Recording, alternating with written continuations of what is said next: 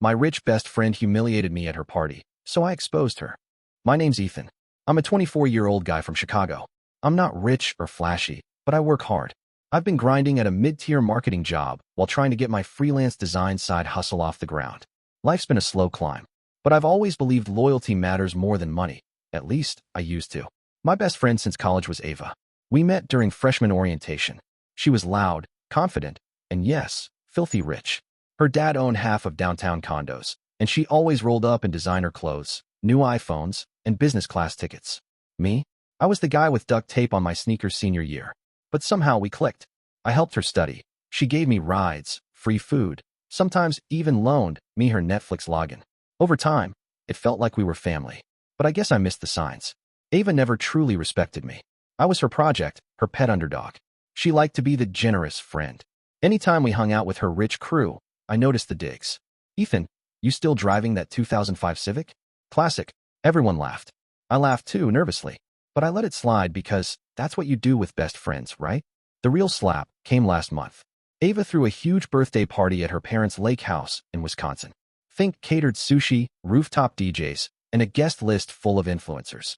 She insisted I come. You have to be there, E. Your family, she said. I showed up in a decent button-down and khakis. Not designer stuff, but I looked clean. The moment I walked in, I felt eyes on me. People were dressed like it was fashion week. Someone even whispered, "Who invited the valet?" I shrugged it off. Then came the game. Ava got up with a mic. "Let's play a fun little game," she chirped. Truth or roast. People cheered. She pointed at me first. "Ethan, your turn." I smiled awkwardly. "Truth, I guess." She grinned wide. "Okay. Is it true you're still living in a studio apartment with no AC, working 2 jobs just to pay rent?" The crowd burst out laughing. I stood there, frozen. My face went hot. Yeah? True. Oh my God. I can't." She laughed, fanning herself with her champagne glass. "You're like a walking TikTok of how not to adult."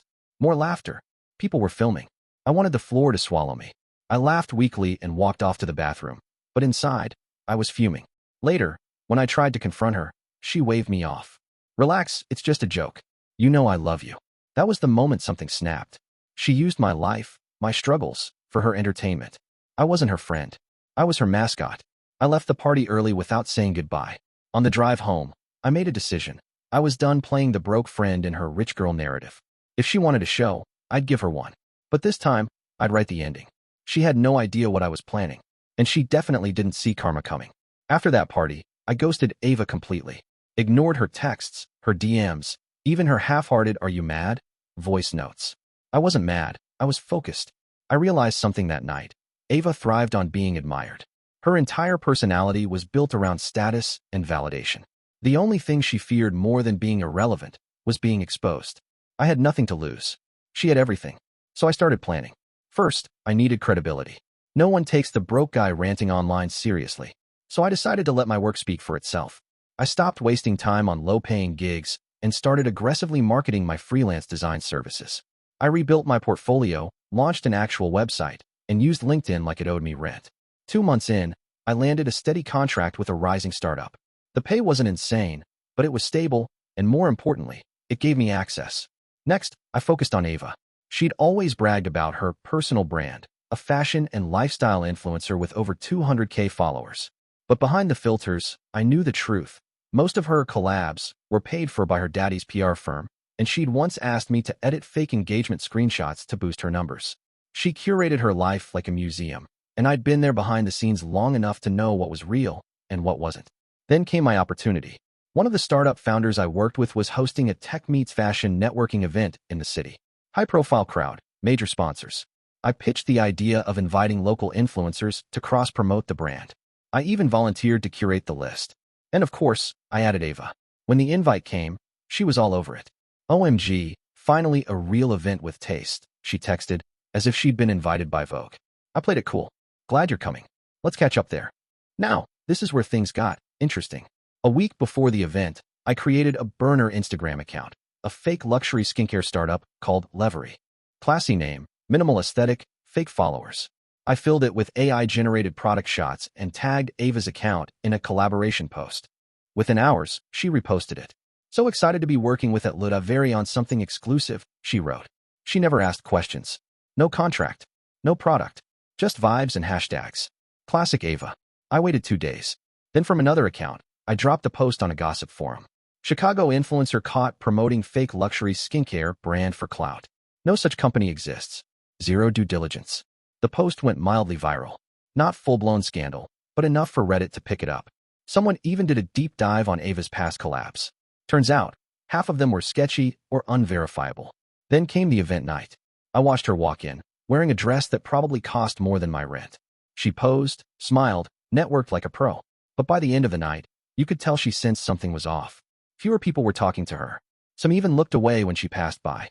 Then the event manager pulled her aside and said, loud enough for everyone to hear, "I'm sorry, Ava, but we can't associate with someone under online scrutiny.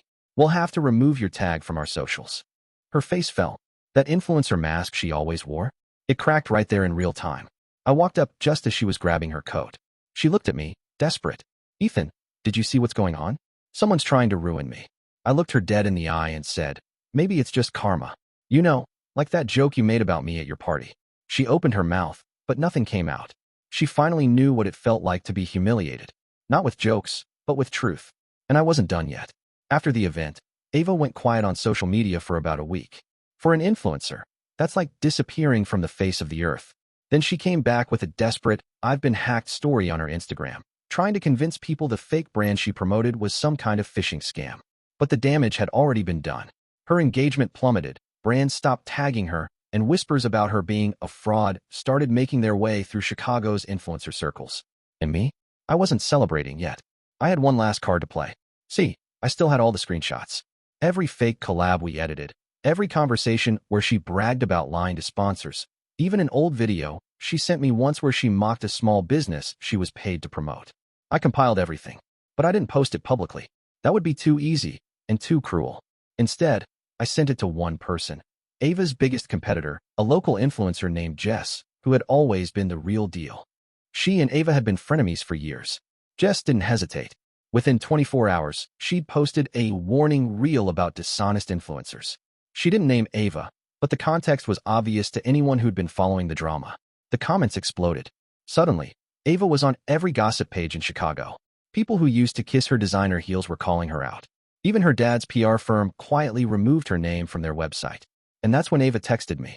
Not angry, not defensive, just a simple message. "I'm sorry, Ethan. You were right. I was cruel to you. I don't know why I did it. I guess I thought I was better than you." I stared at that message for a long time.